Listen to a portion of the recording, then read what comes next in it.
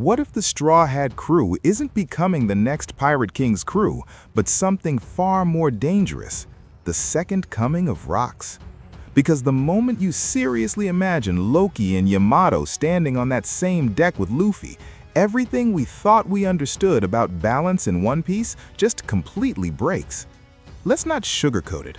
Yamato alone already pushes the crew into a different tier. We're talking about someone who can go toe-to-toe with a Yonko, someone raised in Kaido's shadow, trained in brutality, carrying that raw mythic-level presence.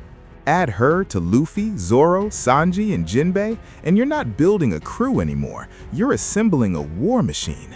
Now bring Loki into that equation, and this is where it gets uncomfortable, because Loki isn't just strong. He's not another commander-level addition. Everything about how he's being framed screams something much bigger. Royal blood, tied to the ancient giants, potentially connected to the deeper layers of the world's history. This isn't just another recruit. This is someone who exists on the same narrative wavelength as Luffy himself. And that creates a problem most people aren't even ready to talk about.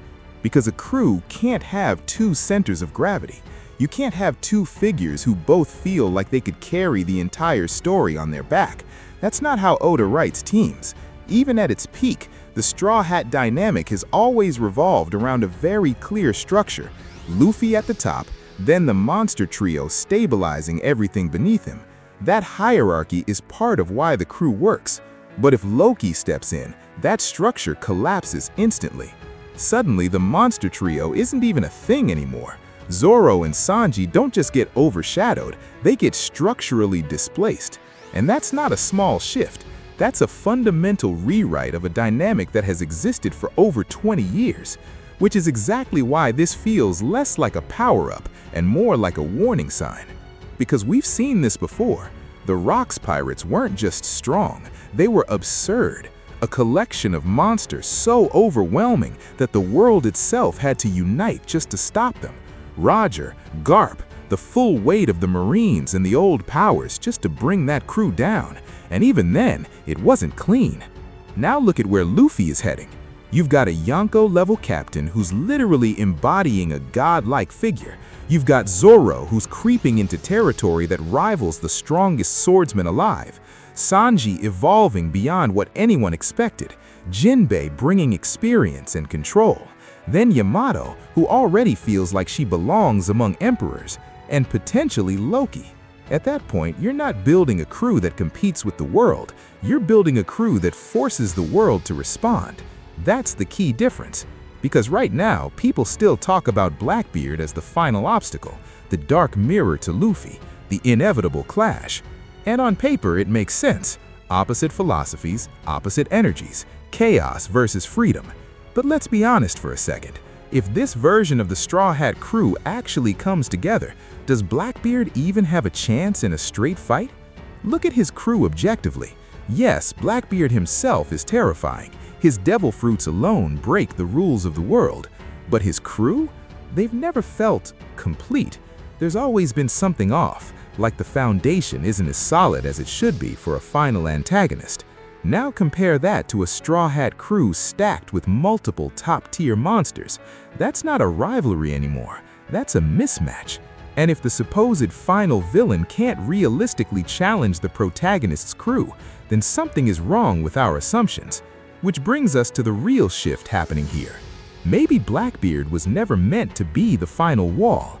Maybe he's just part of the collapse. Because the moment Emu entered the picture, everything changed. Suddenly, the scale of the story expanded beyond pirates, beyond crews, even beyond the Yonko system. We're talking about something older, something deeply rooted in the structure of the world itself. And here's where it gets even more interesting. Even the Rocks Pirates, arguably the most broken crew in history, weren't enough to shake that system completely. They were stopped before they could reach that level, contained, erased. But Luffy, he's doing something different. He's not just gathering power, he's building connections, alliances. Entire nations are starting to orbit around him. Wano, Fishman Island, potentially Elbath. These aren't just locations, they're power bases. So now imagine this, A Straw Hat crew stacked with multiple top-tier fighters, backed by multiple powerful nations, possibly connected to ancient weapons, and led by someone who represents a figure the world government has been trying to erase for centuries. That's not a pirate crew, that's a global force. And suddenly the idea that only the Marines and the world government combined could stand against them doesn't sound exaggerated anymore. It sounds inevitable. Which is exactly why adding someone like Loki becomes so dangerous from a storytelling perspective, because at some point, power stops being exciting and starts breaking the narrative. There's a concept in storytelling where if a character becomes too strong, the tension disappears. Every conflict feels predictable, every battle feels one-sided, and One Piece has always been incredibly careful about avoiding that trap. That's why even now, despite how powerful Luffy has become, there are still limits, still mysteries, still threats that feel real. But if you stack too many unbeatable figures into one crew, you lose that balance, and Oda knows that, which is why Loki might never actually join, not because he can't, but because he shouldn't. He works better as something else, an ally, a parallel, someone who stands beside Luffy, not beneath him. Because narratively, that preserves the tension. It keeps the world feeling alive and unpredictable. It allows for large-scale conflicts where multiple forces collide, instead of everything being absorbed into one unstoppable crew. And honestly, it fits the theme better, because One Piece has never been about one group dominating everything. It's about clashing ideals, different paths, different dreams intersecting and colliding.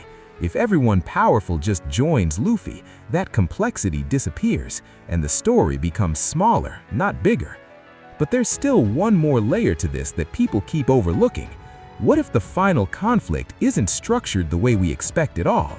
What if it's not Straw Hats versus Blackbeard, or Straw Hats versus the world government?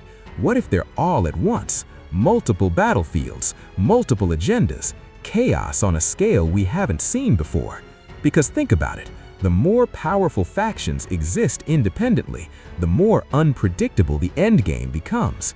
Blackbeard could clash with the world government, the Marines could fracture internally, alliances could shift mid-battle, and Luffy, he doesn't control that chaos, he moves through it. That's where the real tension lives, and that's why not everyone should be on his ship.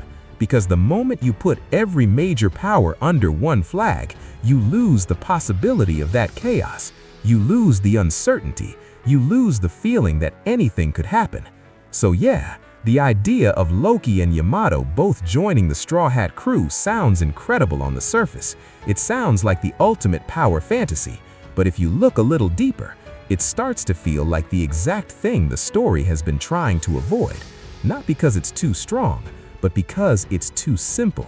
And One Piece has never been simple. If you enjoy this video, please like, share, subscribe and hit the bell to the latest update from my channel. Thank you for watching till the end and see you in the next video.